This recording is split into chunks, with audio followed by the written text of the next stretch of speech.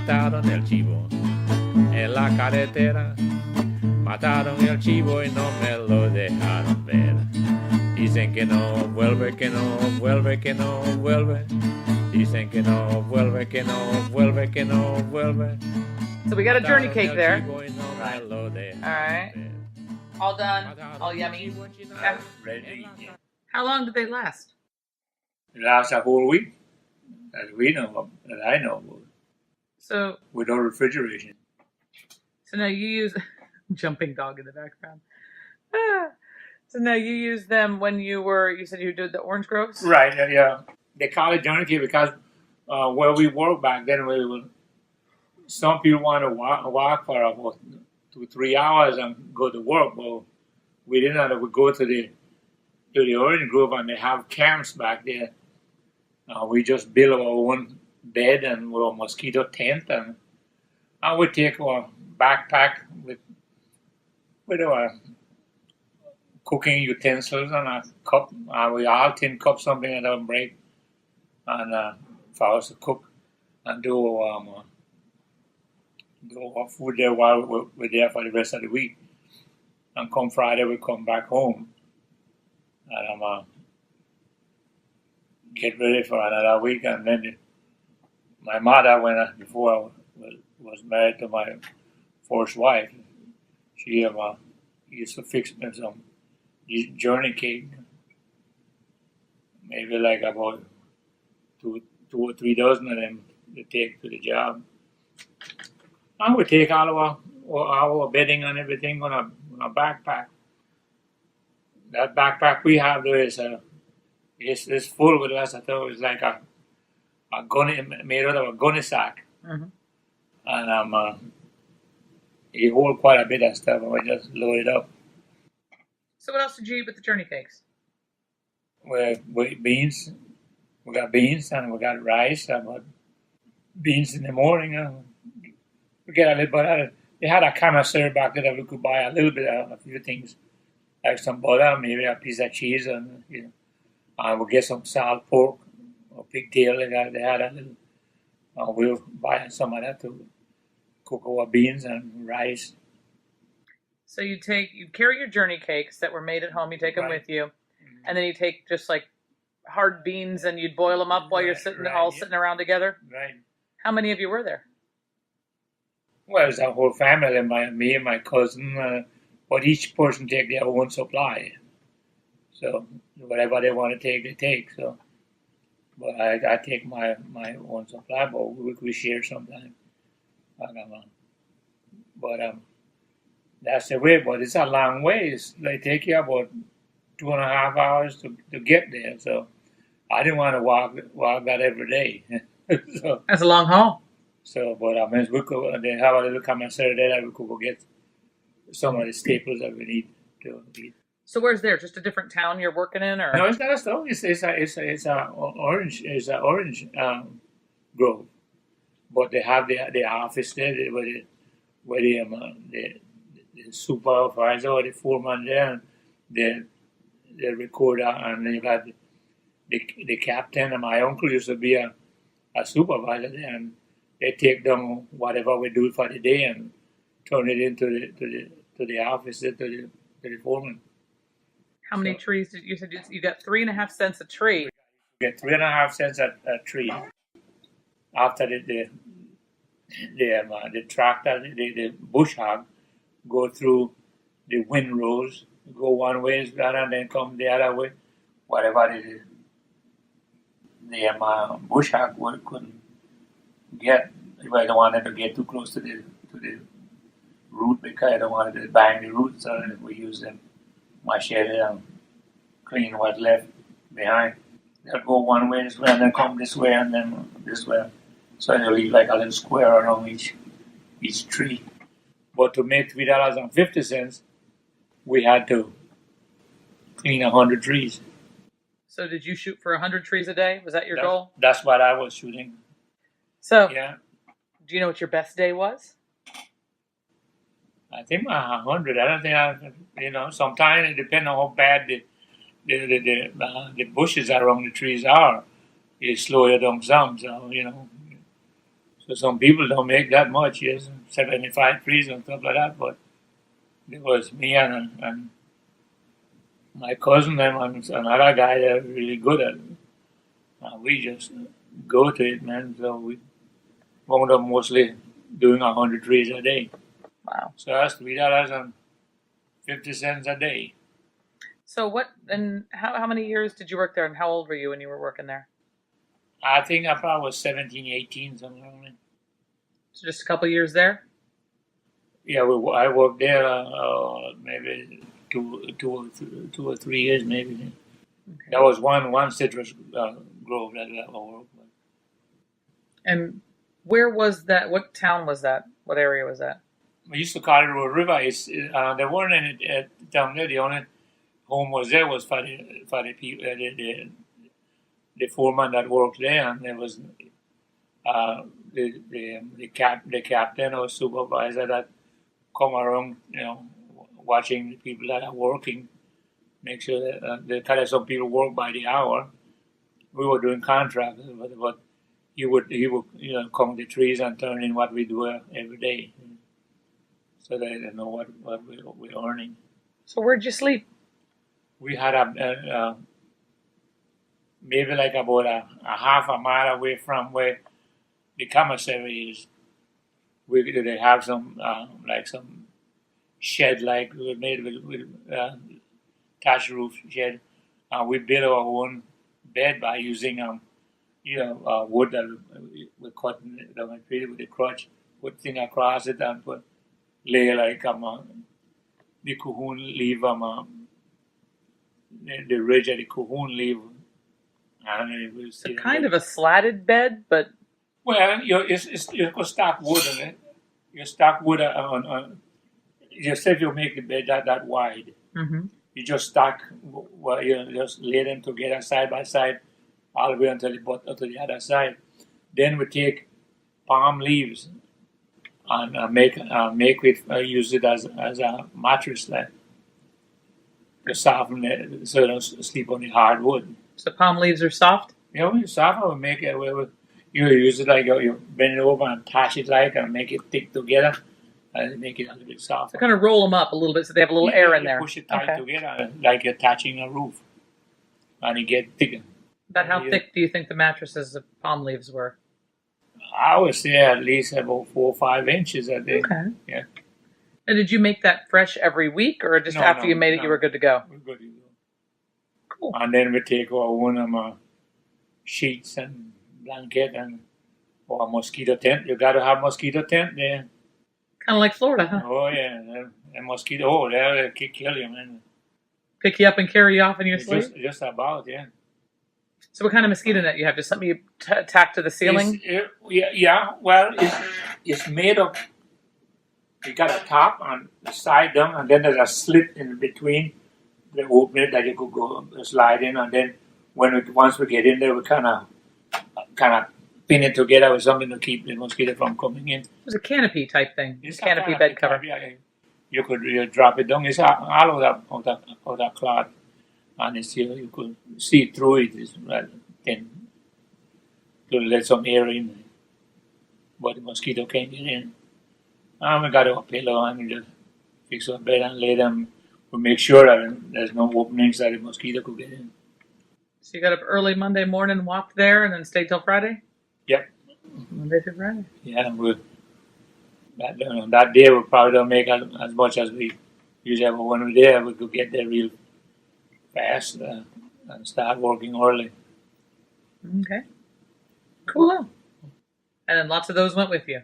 Was that the mosquitoes? No, journey cakes. Well, definitely the Oh mosquitoes. yeah, the journey cake. Well, because in the morning you want to get your fast breakfast and we cook our own beans there. We could cook some beans overnight and this would just cook a batch that lasts us a couple of days or something like that. And then when that finished, we cook another batch and lasts another couple of days.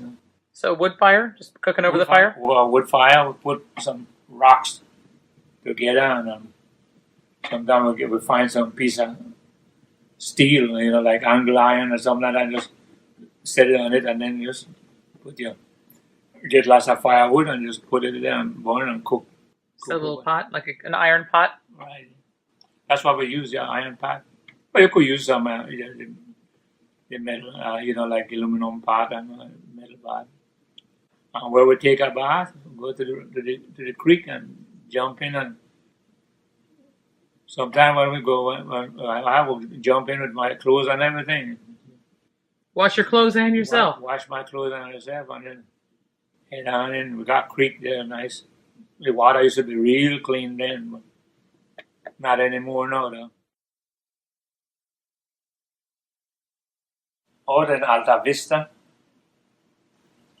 that's farther west, Southern District. There's a company named Sharp.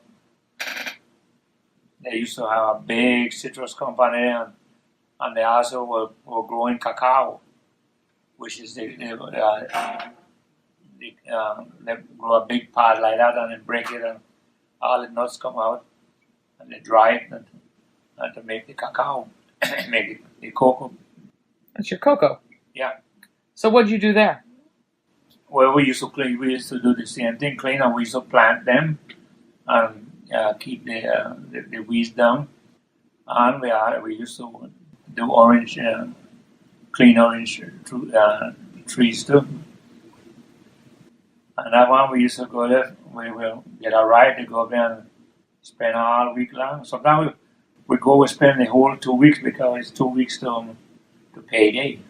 Okay, so you just stay till payday? We stay until payday, yeah. And we just get a ride on a truck heading back to Roaring Creek. Thumb your way home, huh? Yeah, from there we went home. Yeah, from there we walked from Roaring Creek to head on up to where we live. I think I probably put a couple of years back there. And we used to fish mullet. We used to catch mullet in the river there. But we did the same thing. We used to get they have a little commissary. Then you could get a few supplies. Yeah. How'd you cook your mullet? Or we just cut it up and just scale it and cut it open and clean it up. Sometimes we fry it, sometimes we smoke it. Oh, smoked mullet's good. You just put it over and we put a cup steak in the ground and put a piece of wood on top of it in the crotch. And then it's a piece of wire and just hang them over there while we sprinkle some salt and just let it while keep the fire burning and it dries. That way it won't spoil. And you can carry that with you. Yeah, smoked mullet will travel. Yeah. Well, we don't. When we leave home, we'll put it away so somebody will come and steal it from us, like animals. Yep. They'll come home, we'll put it back out while we're cooking over the fire again. Keep smoking. And we didn't do much hunting there because it's kind of private land, I guess, for the company. You don't have that much time to do all that stuff anyhow. Fishing's pretty. You throw the string in while you're doing something else and catch something. We used to use gig. Okay. We could use board. We used board, but I used to go sit under one of the tree by the bank there and see one and come back. We gig it. So get a couple of them and we go home. We got enough. So you were good at gigging? Oh yeah, I've done that all my life. We make the gig with one wire or two wire. It's like a cane pole type. It's a reed. It's a reed. We put a little hole in the middle of there and kind of bevel the end down and then put the two wire inside it. And we get some string and really wrap it real tight. Sometimes on the gig we put we flatten it and make like a little like a harpoon. Make like a little spread out thing so it won't slide out of the fish that easy.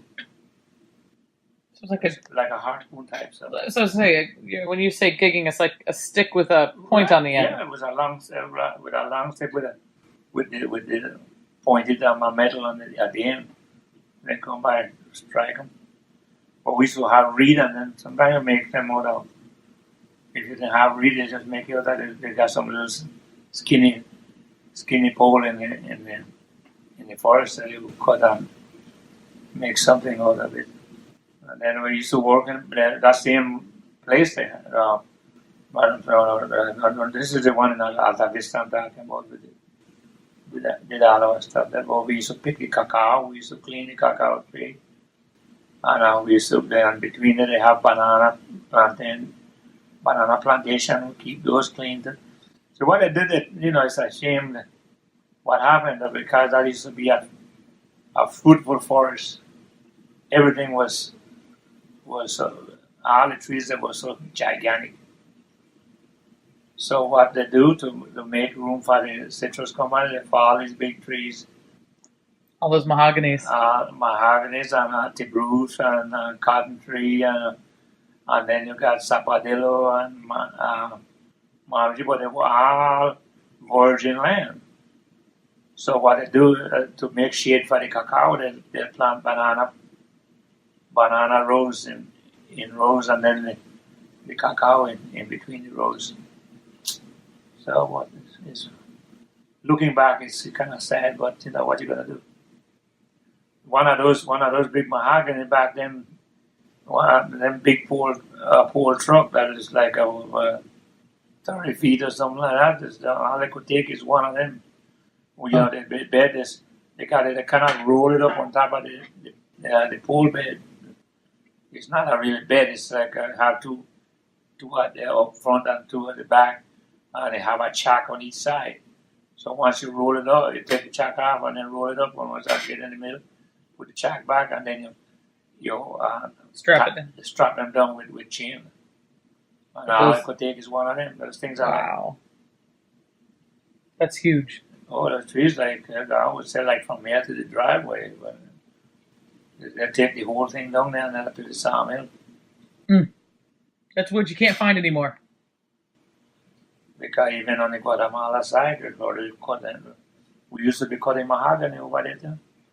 We used to go, the only way to get to the sites is by these big bulldozers, and they pull these big iron wheel trailers with all the people going back there, and then they'll camp back there for them. Yeah. That thing will go through in between the trees and smash down the little one in the way.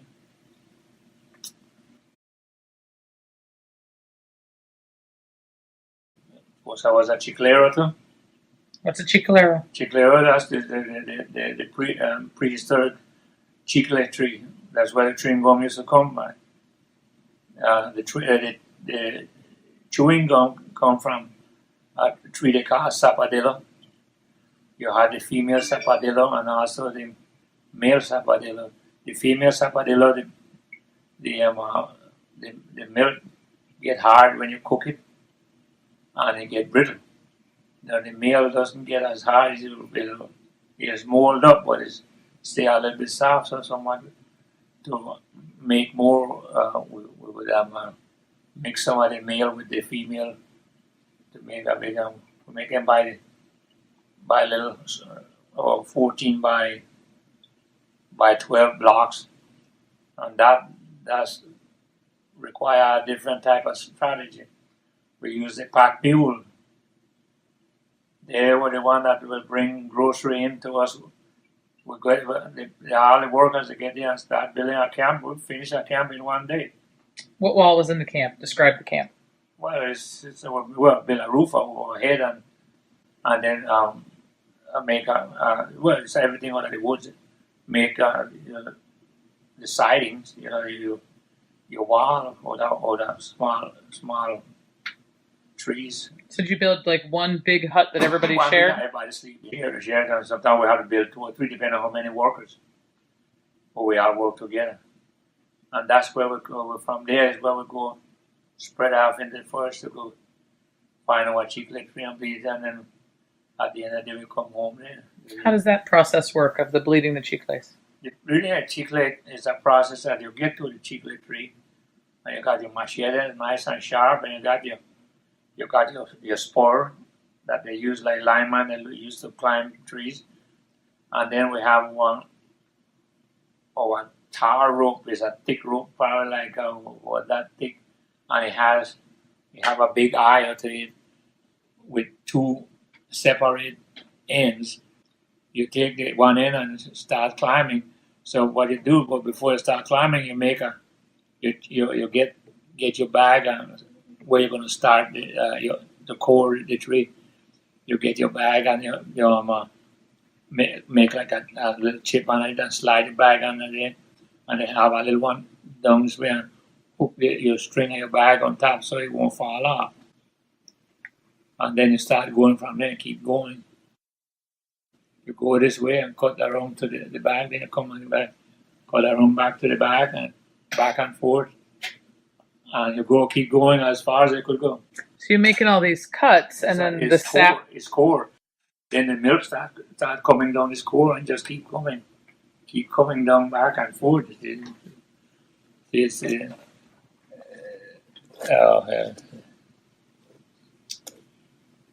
Yeah, well, your bag is here, so we'll cut a core around that way. Then we come back and take another one and go that way. Then come and cut another one and go that way. And then we cut another one and go that way. So you're cutting zigzags through the tree so that it keeps milking. And the milk is coming down in the middle, coming down into your bag. So it's like making cuts, like all these cross-hatch cuts all the time, and everything keeps bleeding down. Right. So kind of like turpentine. I mean, they did it. Yeah, it's the same thing. Just so they bleed down into the bag. You just guys go have to take a little bit of engineering to do it. How much you get out of a tree? Depending on how good is the tree. If it's a virgin tree, we get quite a bit. We could, if it's a nice big tree, you could get a bag probably about that wide, probably about that big by the time you finish the trees by the end of the day. 3 to 5 gallons out of one tree. Right, so you could do a couple of trees a day, or unless they're small little trees, Okay, so we got a bag full of the chicle now. And then we also we got a carrying bag, the one that you take your chicle bag. See, after we collect, on the way home we collect what we have in the bag and put in that big bag. So if we did a couple of trees, you'll probably have about maybe 4 or 5 gallons. So we take that home and we hook our bag back by it. So and let it bleed all night. They bleed all night long. So what do you do with that 4 or 5 gallons you've collected? We take it home. So when we got back to the camp. Right, we got another big bag there that we pour it in. So when we get so much, we try to get home a little bit early. We got this big pot with I think 3 legs, like it's an iron pot. There you go. So each person take turns in cooking that chicken and put it on the big rocks and load it on fire and just cooking until it start getting stretchy. And we got 2 crutch stick over there, 1 crutch stick there and 1 there. Put another beam over it. So once you get that good, stretchy enough, you just take it out, wash it out. Got a bucket of cold water there and wash it out and throw it over it and keep stretching it to get all the chips and stuff like that. So I kind of take it out and throw it over and wash it. You start cleaning it to get it stretchy. Get all the chips and dirt out of it. So it's kind of like when I see people making taffy, the way you keep stretching and pulling and stretching and pulling. You're pulling and then, but the only thing we do it to get all the chips and stuff like that out of it to clean it and get it, get it hard enough. And then when we finish, we take a little square container like this, or probably about that thick high. These are things that we make by ourselves. We take nail to do it. We put palm leaves in it and kind of put it down in the corner, and then we put our chicle in there so it won't stick on the wood. And then when we finish, we just put it out until it fill up to the top. Sometimes you do like maybe a couple of blocks, we call it, chicle blocks. And you got paid by the box, by the pound? I guess by the weight, I guess they give us, yeah. So we keep, each person keep their work reward, I guess, together, and then at a certain time when we got enough load for the mule to come in, we'll call them and we get a hold of the mule man to come with the pack mules. Marcos dad used to take care of the mule on one place of work up by Windy Hill there, back in that forest. Yeah. He used to be the mule man. And he used to climb these. There's a red nut tree they used to call it. Climb up there and trim the leaves so that the horses and mule have something to eat. Because sometimes they don't have much grass. So And corn. We'll feed them corn too, but the green. So you all stayed out in wherever you were in the woods, and the mule would take your boxes back. Where they come from the road right there was like a bodega or something like that where they keep all the supply, and that's where they maintain the mule because it was a big pasture, and the mule they couldn't, forage them, and we don't take them back there until we're ready for them to go and get a load and come back out. So how'd they keep track of what was whose? They got all these boxes going in. How'd you know whose was whose? Well, there's somebody that come and check them and put the name down on each other. Yeah. Do you ever have people stealing chicle for your chicle from other people? I don't remember anybody stealing anything. That's true. Y'all had machetes, though. You probably don't want to steal from each other, huh? So, but we because then suddenly somebody disappears from camp. Something that usually there's somebody come and check it and said this is for this person, this is for this person, and they put it in gunny sack. Okay. Maybe it take about 2 blocks, depending on the size of the block. On one side, two blocks on the side, and then one on top. So that's six blocks each mule take. So they head on back, and this is all day traveling. How much you get paid for the blocks? It wasn't much. Because would it be? I mean, would you get a block in a day or 2 days, or how long it take you to get those blocks? It probably take at least a couple of days to get a block. Yeah. Or depending on how good is the breeding, because if you're getting an area that was done a few years ago, and you got to recore, and they teach you how to core so you don't kill the tree. You got to start over, and then you don't have that much. But if you hit a virgin place, you get a lot of milk fast. And how old were you when you were doing this? I was in my teens. I was 17, 16. Mataron el chivo chinaina en la carretera chinaina. Mataron el chivo chinaina en la carretera.